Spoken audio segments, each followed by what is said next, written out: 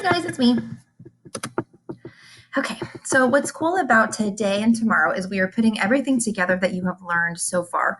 So all the different tricks and all the different skills you've learned, we're going to combine them with this short story called The Cask of Amontillado, okay?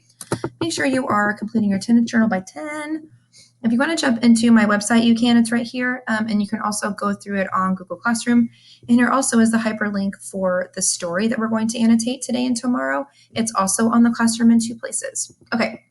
So yesterday we began building background. That means that we learned about Carnivale, the season of the carnival, and we also learned about the catacombs. I wanted you guys to be able to picture yourselves there and picture Montresor telling the story to you about Fortunato. Okay, so we're going to look at a couple of, this is called visual vocabulary, when I can create for you guys vocabulary and put pictures with it to try to help you visualize. So our 2 main characters are going to be Montresor and Fortunato. Montresor, his family is incredibly wealthy. They have this gigantic estate in Italy, and he's hosting Carnivale. And remember, you guys, that's a party that could last up to 40 days. So it's kind of a big deal. And then a guy that's in his party, his name is Fortunato. So these are our 2 main characters. There's another character named Lucchesi. They mention him, but you will never see and read him speaking to the 2 characters. So these are our 2 main characters. Okay, and here's some vocabulary if you guys weren't sure. Amontillado, remember, is that rare type of sherry that's very expensive. Carnival or Carnivale, depending on where you are in the world. You're going to hear them also, Montresor refer to his family vault, and that's not what you're thinking. It's a vault in this instance isn't like where you store like money and things like that. It's for this one, it's going to be a wine cellar, and each family usually has one of those. So here's a couple other some things I wanted you guys to see. Catacombs, again, we did that yesterday. If you have more questions about the catacombs, please go online and look that up and explore it and learn more about the catacombs, okay? A flambeau is just a French word for a torch or a flame. And then we're going to go down here. You're going to hear the word trowel. It's also on the website, but it's just that triangle spade looking tool that they use to lay masonry or bricks. Iron shackles. And over here we have a picture of a man. He's kind of wrapped up in chains. And the word you're going to read in the story is fetter. So fetter means to shackle. So you're going to see that also. So we're combining those skills with what we learned yesterday. So we have all this visual vocabulary with catacombs and Carnivale yesterday. So now let's look into, this is what your Cask of Amontillado text will look like.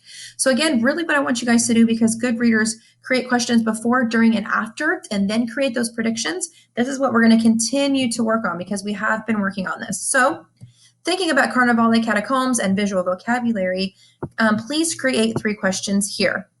When you are ready, as you know before, we will be prompting you on the left with questions about the text as you read to guide you along the way.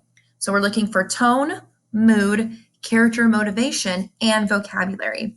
What you are also going to be doing, I want you guys to be thinking about what are the questions that you can say, because good readers ask questions. So it's okay to say to yourself or think to yourself questions as you go and wandering throughout the text. So this text was actually written in 1847. But as I read again today and looked back up again today, it was not 1400. The setting in this, some say, was 1790s, still back in the day, right? So what I'm going to do is read paragraph 1 for you, and I am going to do what good readers do, and I'm going to ask questions out loud. Okay, here we go. Fortunato had hurt me 1,000 times, and I had suffered quietly. I wonder if that means hurt him physically or hurt him mentally, or how did he hurt him? But then I learned that he had laughed at my proud name, Montresor, the name of an old and honored family. I promised myself that I would make him pay for this, that I would have revenge. What type of revenge? What's he going to do? You must not suppose, however, that I spoke of this to anyone. I would make him pay, yes, but I would act only with the greatest care.